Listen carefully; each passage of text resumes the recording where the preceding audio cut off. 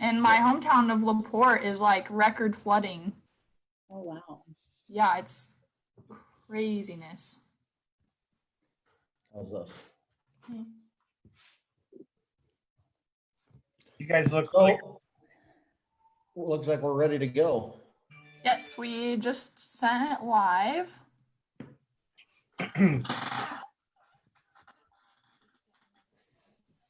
So, how's everyone doing?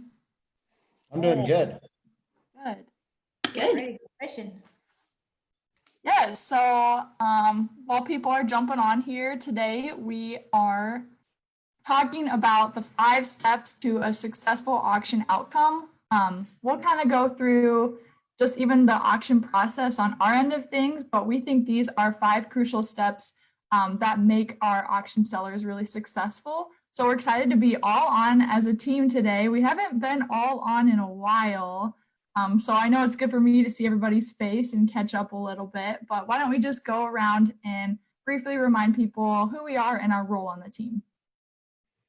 My name is Jason Smith. I'm a real estate broker and land auctioneer here at Dream Dirt with my wife, Nicole, in the picture. Nicole and I started Dream Dirt back around 2007, 2008-ish. And I have a background that includes somewhere around 600-700 farm sales total now. So been at it for a while, and I think I have a fairly decent idea what I'm talking about sometimes. And like Jason said, I'm Nicole Smith, and I'm partners with Tom. And where I am right now is basically the administrative side, picking up any ends where I can help out and bringing on new business and focusing on helping with the team. Hello, everybody. Tom Bradley here, auctioneer and land broker here in the Madison County area. Kind of running out of our DeSoto office down here. Business partner with Jason and Nicole. Like I said, I've been with Jason and Nicole probably since early days of 2014, somewhere in there. Started selling farms with Jason and traveling around the state and into Illinois, and boy, where have we been? Everywhere to South America to Canadian border doing stuff. So with Jason, I've I've got I don't even know how many sales I have under my belt of doing land auctions, but I've got a pretty good idea on what's going on in the world with it. And as far as my day-to-day operation, still a salesman, help with the administrative stuff too as well, and help with our agents and stuff.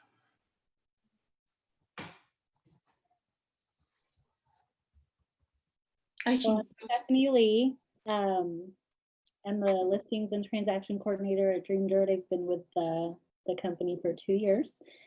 Every auction that comes through the door, every listing, I help get it on the website, and I help see it all the way through the closing process. So that's me.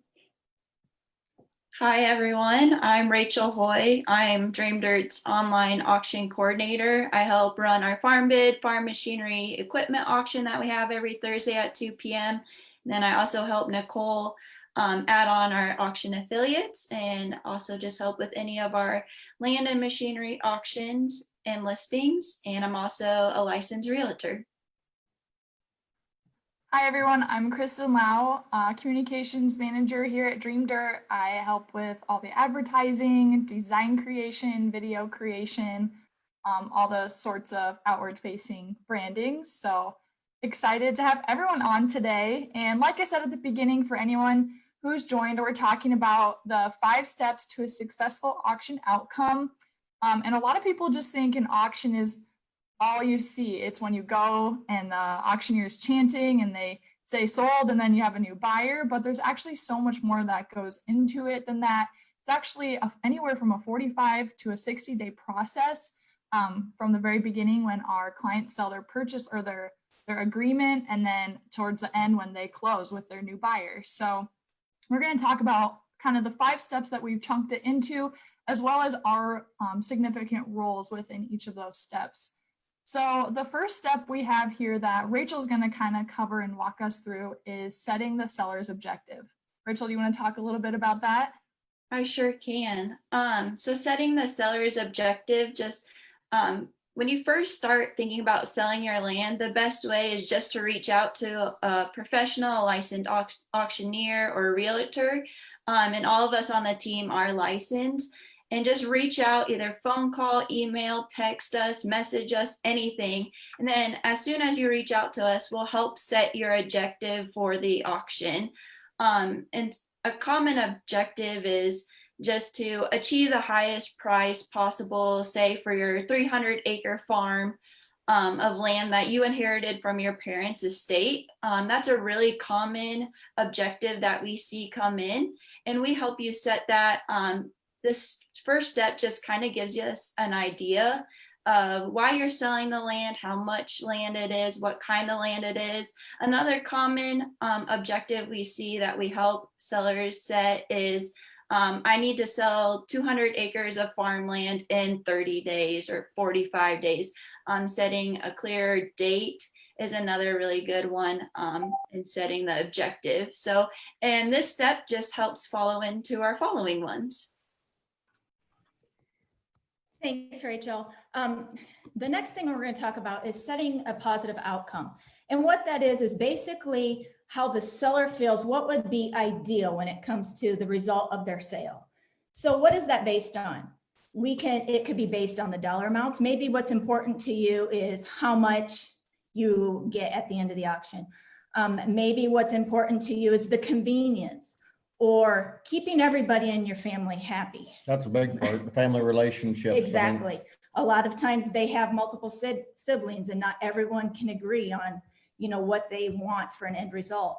or But- even sometimes, like the one we just went and looked at up north, where the family, so there's like 5 farms in that family.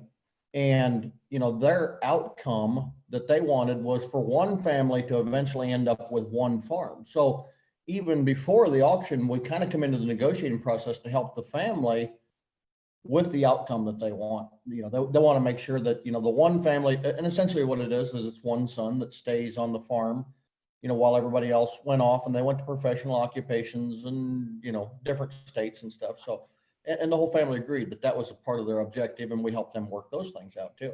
Right. And a lot, with the experience we've had, a lot of times if you sit down together and you go over with us all of the different options that are available out there and the compromises, the different viewpoints can oftentimes come together and end with a happy result that way.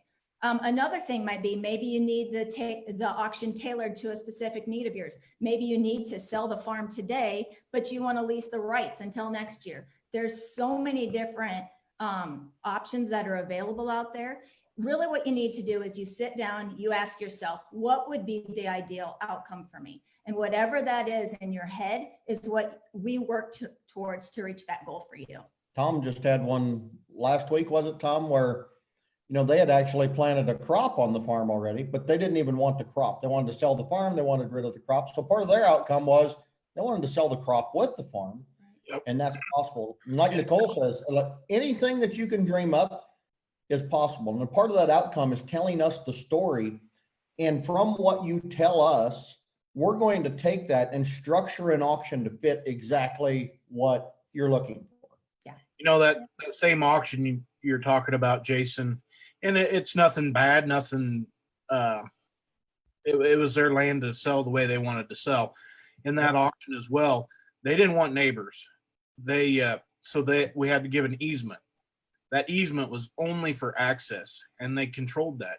They said, no, we're not going to give you an easement for power or stuff like that. You get an easement, you're buying this, and that's not stopping somebody from putting a building back there or something like that. But they didn't want neighbors, and they had that control in selling that, and they sold the crop on it as well. And it also helps us be completely upfront with buyers. So buyers clearly understand exactly what they're buying. To most people who say buying a farm, it doesn't seem like there'd be anything different, but every farm you buy has these different terms and conditions that you have to abide by. And in terms of sellers' protection, the better we can set this outcome in an auction, the better terms and conditions we can make, which makes the buyer and the seller both happy. And it keeps legal arguments down to zero. because it was completely transparent. That's what's great about the auction method, is it's completely transparent. We set all the rules out there, which makes the buyer happy because they really, I mean, buyers love nothing more than honesty. I mean, that's really, they want to know what they're buying and they want to feel really comfortable in it. So the more thorough you can be with these outcomes, the better the buyer is going to react. But at the same time, you know, the seller, by being completely honest and open and setting a really good outcome that really matches their needs, also limits any type of exposure to liability and any future legal arguments that might happen. It just makes life go a lot smoother. Those are all great points. And I just want to remind everyone watching on Facebook, you're welcome to ask us any questions about the process, about us as a company in the Facebook comments. We're watching those right now and we're happy to answer any questions that pop up there.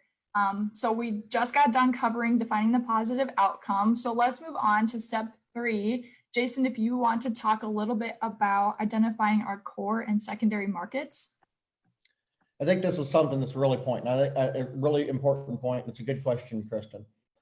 You know, when it comes to selling a farm, it seems to, you know, most people would just breeze on. Of course, the farmer is going to buy the farm. And that's great, and it's probably true. In fact, I can give you a statistic. In Iowa, it's about 80% true. 80% of the time, a farmer is going to buy it. But this step isn't about identifying your end customer. It's really about identifying demographics, because the magic of auctions is competition, and that's what auctions do. They create competition. So when we think of buyers and bidders, when we're helping somebody set up an auction and we're going through these 5 steps, we're not really looking at an individual person. So a lot of times people might say, well, the neighbor's going to be really interested, or, you know, my uncle's going to be really interested. And that's great. That's something that we need to know, and it's an important part of it. But in this step, what we're really talking about is identifying those demographics, those groups, those audiences that can be targeted with advertising. So, you know, we've done some calculations, and our average marketing campaign reaches about 1.3 million people. That's a lot of people. There's only going to be one buyer.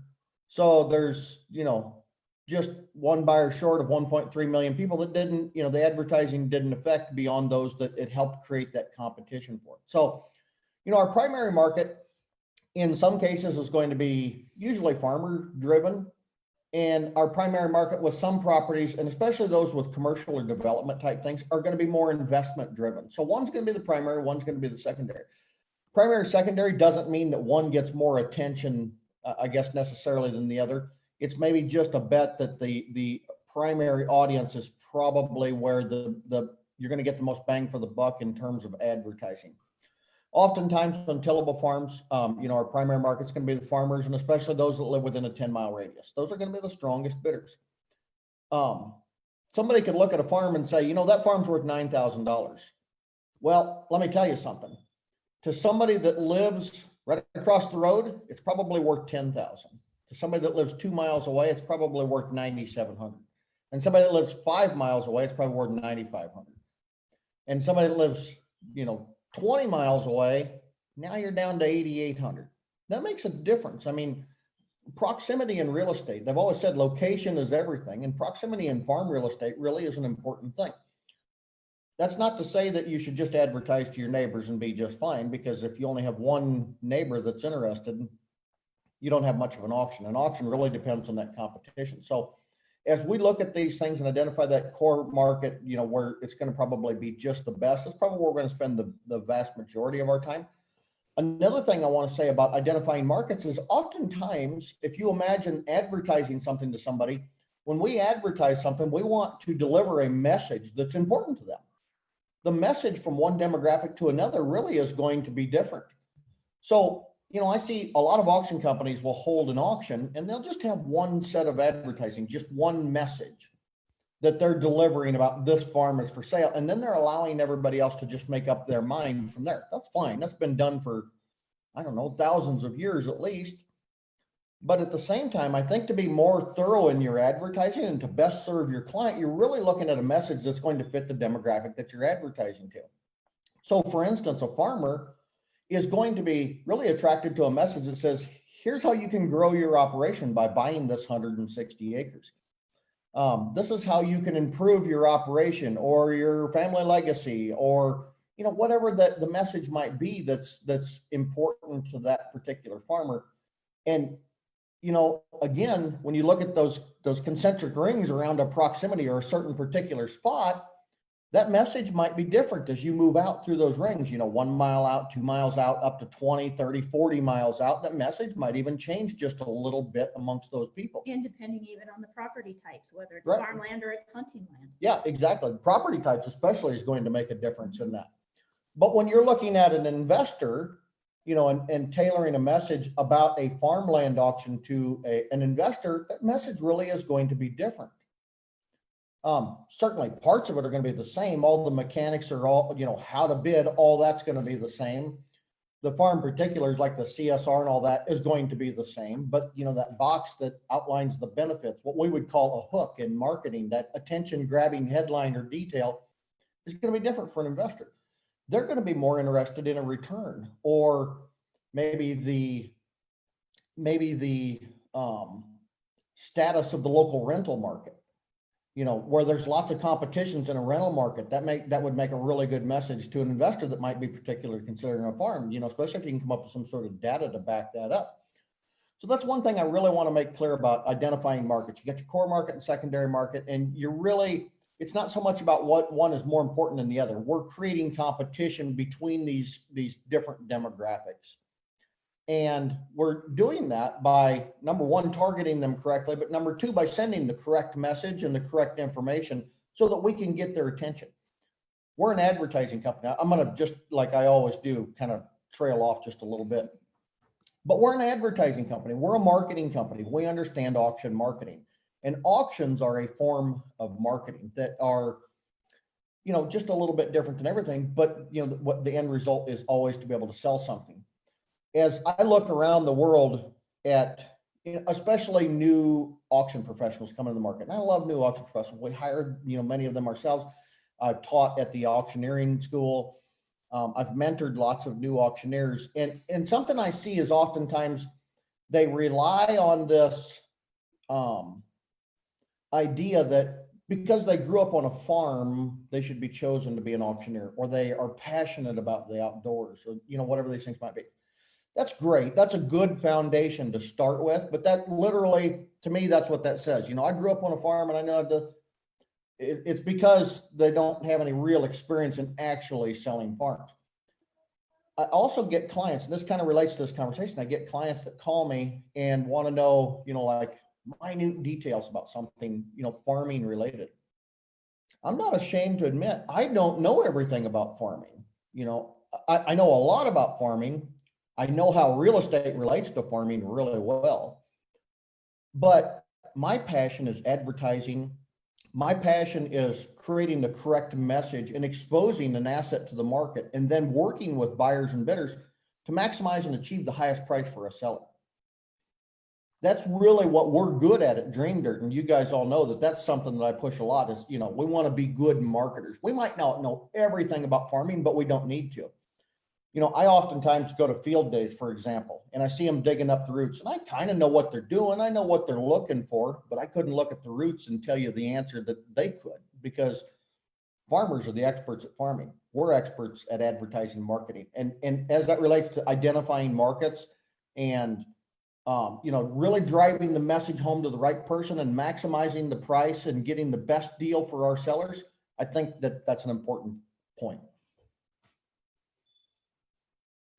I think that's all super information. And I know it's something I've learned a lot from you coming onto the team is Jason is truly an auction marketing genius. He just has taught me so much, and the whole team works together really to just advertise the sale. So it is really interesting. We're a farm real estate company, but we actually really are a marketing and advertising company. So that's kind of a funny way to look at it.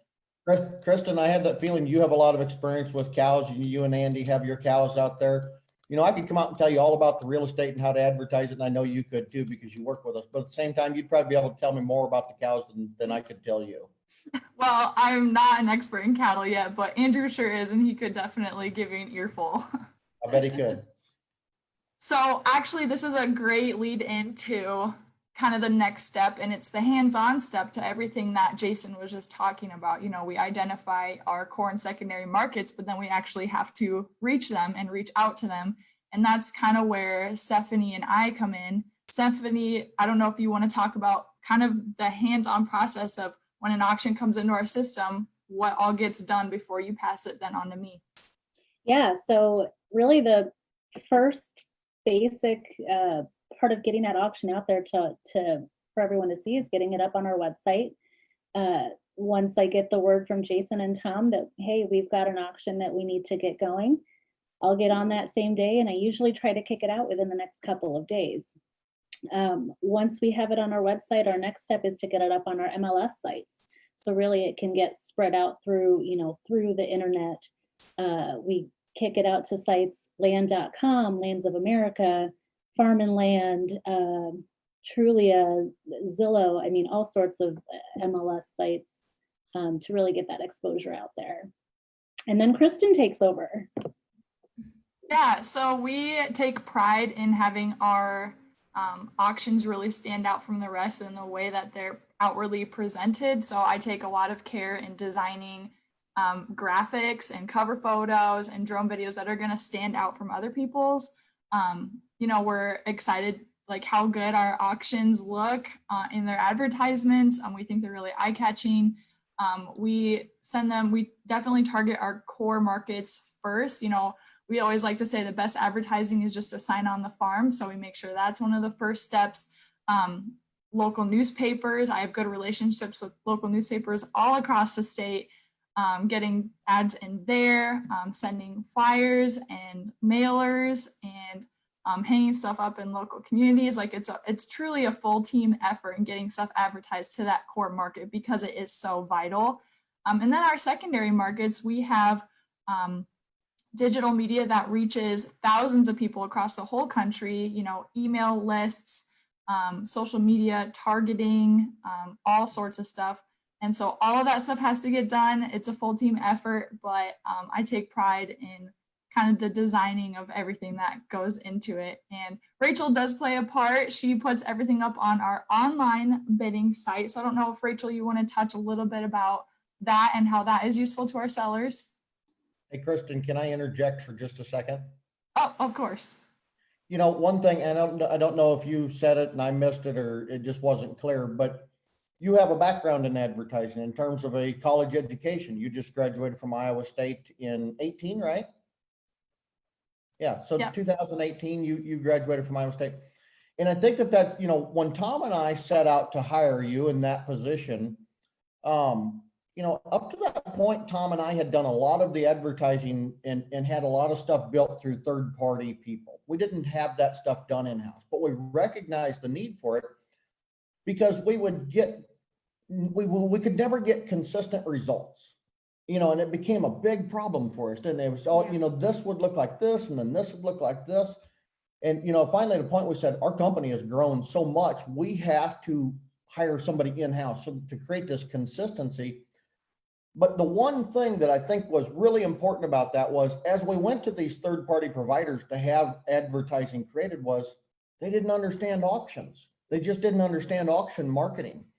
A phrase that we avoid is to auction off. That's really, that's not something you really want to say to me because it sort of leads to this feeling of, it's an unimportant asset. We're just going to auction it off. Feels negative. Yeah, it feels negative. And we would have third-party vendors put stuff like that into them. Now, you may not have been an auction professional the day you walked in the door, but you've had a college level education in your time here. And now you really, truly get auctions. You use the same terminology we do. I can, you understand the concepts of those things. You understand what's important to a sale. And you wouldn't dare put something in an advertisement that was negative to a sale because you understand that now and you've studied the process a lot and prepared lots of auctions in your time here. So I wanted to make that point that, our stuff is created in-house just for that reason, to create that consistency and to better refine the message and make sure that it's a positive, effective message. Effective is a really important word because for those that are relying on third-party vendors. It's just a huge problem all of the time. And when when you're busy and you don't have the time to really fully vet something, I see things get out into the public sometimes. I can tell come from a third-party provider. I go, wow, couldn't imagine putting that in advertising. And Go ahead, Tom. we've been there, Jason. We get busy and stuff would slip by us too, and we don't have that now that we have Kristen. And it's truly, it's Kristen being in the cattle business and we're a closed herd. There's no outside stuff brought in. It's all done in-house, and it really makes us cutting edge. We can better control the quality that way. The quality, that's what I would say. and the quality improves so much. From the time we grew Dream Dirt, it's been, I think that we were a quality product from the beginning, and we were always looking to make it better and take that next step to improve and improve, like anybody does that grows a business. And I think now we've reached the pinnacle of that ability to control quality and make sure it's an effective message and effectively delivered.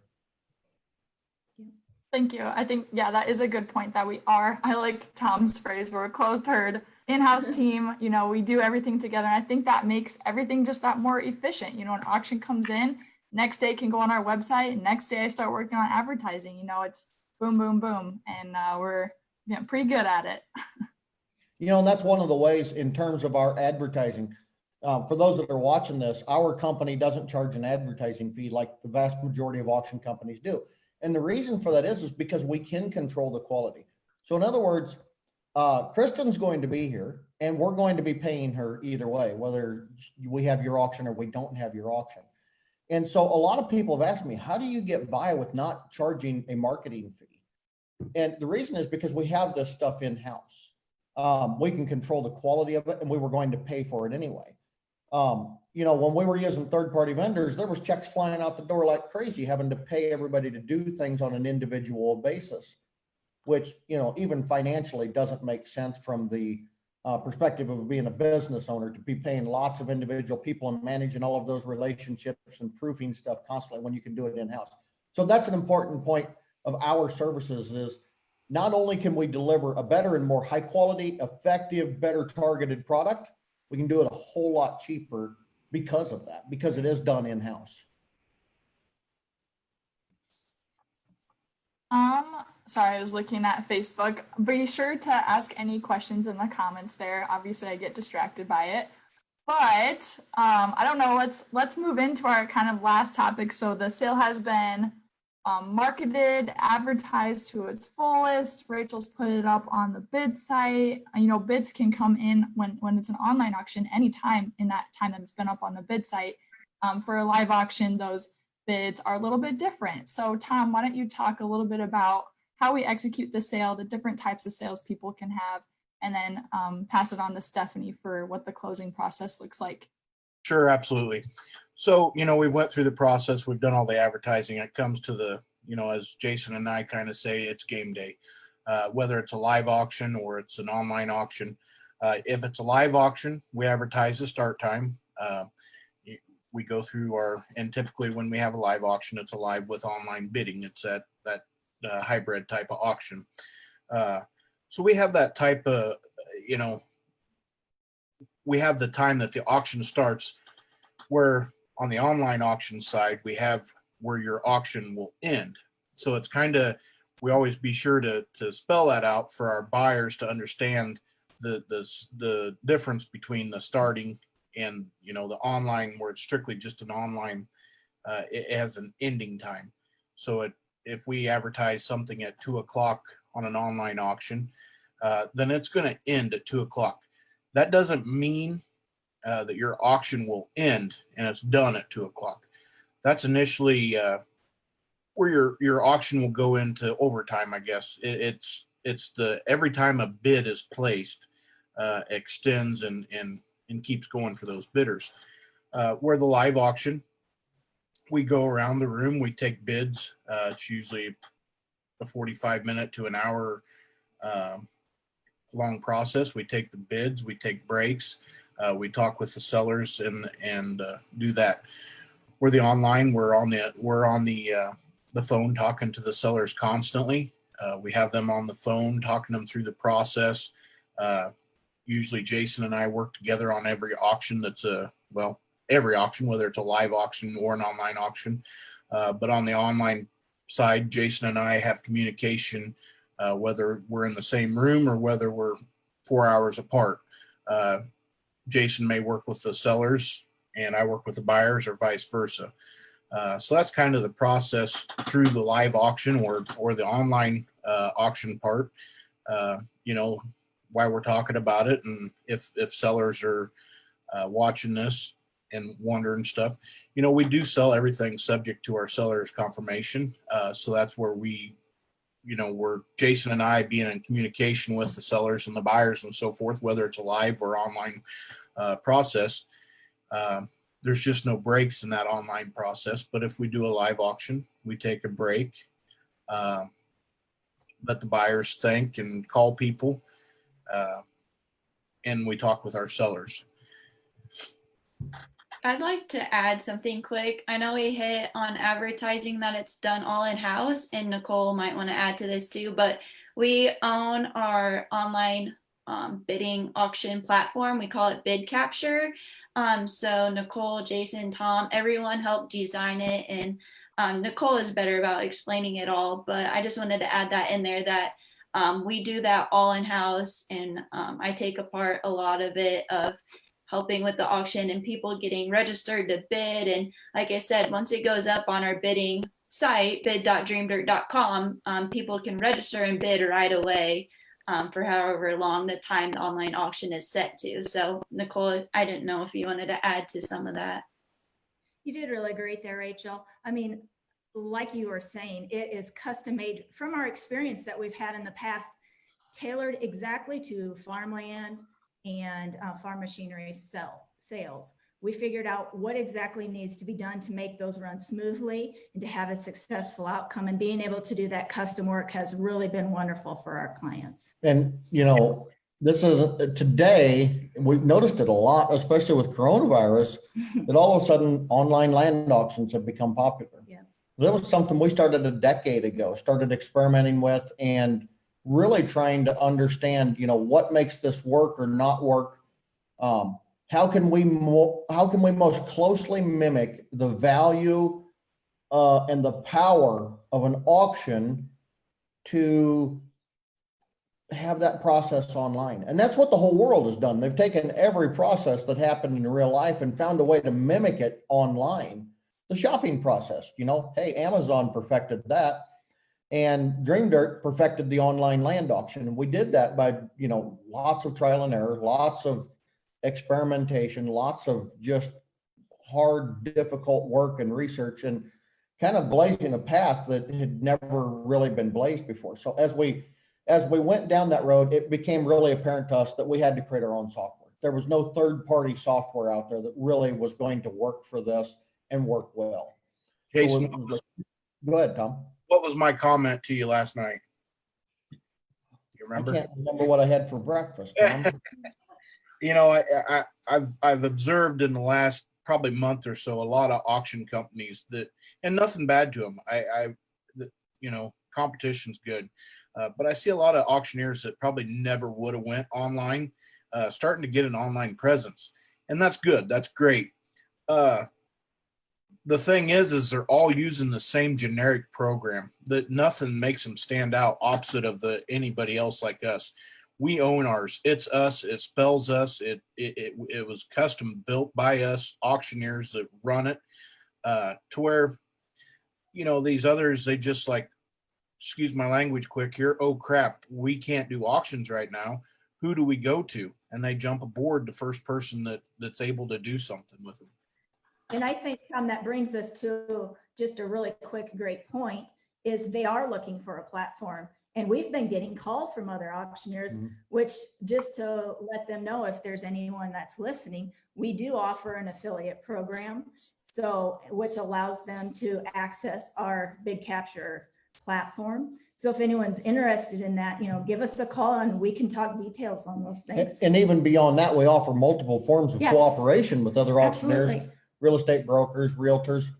where, let's say a realtor has a property that's perfect for an auction, they know it, or maybe even the situation just plain dictates. We cooperate with realtors to help, to sell auctions. So in other words, we call them co-auctions where, there's two parties, two agencies that are working together to sell something. In terms of other auctioneers, we have lots of different cooperations. Our model allows for other auctioneers just to sell stuff on our platform. They don't have to work for us. They're not a part of our staff, but they can still add items, for example, to our farm bid auction that happens every Thursday at 2 o'clock that sells farm machinery and farm personal property type stuff.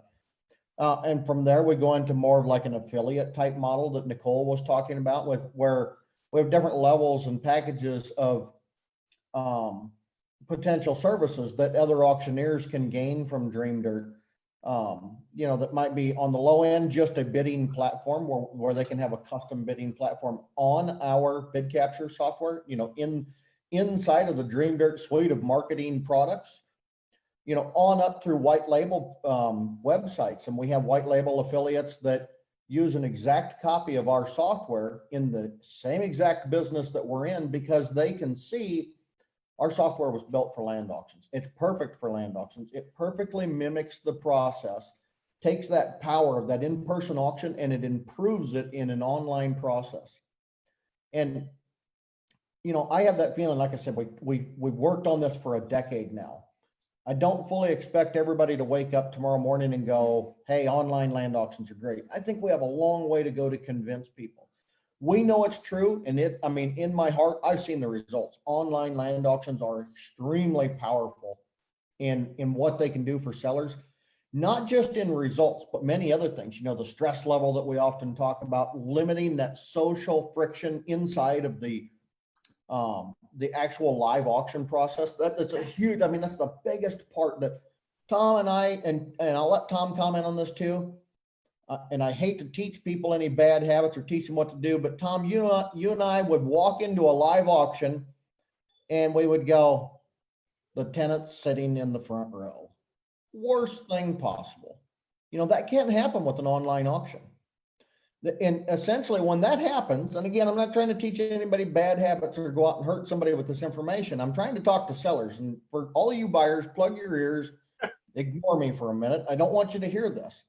When that tenant comes and sits in the front row, and every time he raises his hand and everybody behind him sees him, guess what everybody says? Well, the tenant's bidding. I'm not going to bid against him. You can't convince me for a minute that that is not detrimental to the seller on an auction. Am I right, Tom? You're right. And I'm put in this position coming up here in a sale we got locally here in Madison County. It's a farm that's selling. The tenants are really good personal friends of mine.